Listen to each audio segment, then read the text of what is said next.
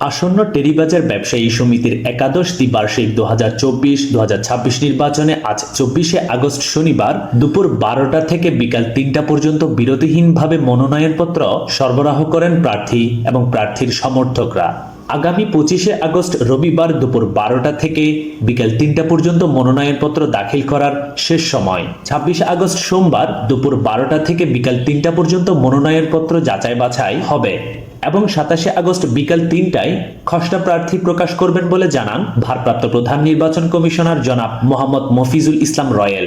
মনোনয়নপত্র সরবরাহ করা বিষয়ে নির্বাচন কমিশনার মোহাম্মদ ইসমাইল টেরিবাজার ব্রেকিং নিউজকে জানান, আজ দুপুর 12টা থেকে 3টা পর্যন্ত উৎসবমুখর পরিবেশে প্রার্থী ও প্রার্থীর সমর্থকরা মনোনয়ন সরবরাহ করেন। এইবারে 41 জন মনোনয়নপত্র সরবরাহ করেছে। আসন্ন টেরিবাজার ব্যবসায়ী সমিতির একাদশ দ্বিবার্ষিক 2024-2026 নির্বাচনের মনোনয়নপত্র সরবরাহের সময় উপস্থিত ছিলেন টেরিবাজার ব্যবসায়ী সমিতির পৃষ্ঠপোষক পরিষদের চেয়ারম্যান আলহাজ বেলায়েত হোসেন, ভারপ্রাপ্ত প্রধান নির্বাচন কমিশনার মোহাম্মদ মফিজুল ইসলাম রয়েল এবং নির্বাচন কমিশনার আলহাজ মোহাম্মদ আব্দুল হান্নান এবং আলহাজ মোহাম্মদ ইসমাইল, এবং আরও ছিলেন আলহাজ শামসুল আলম ও মোহাম্মদ মুসা।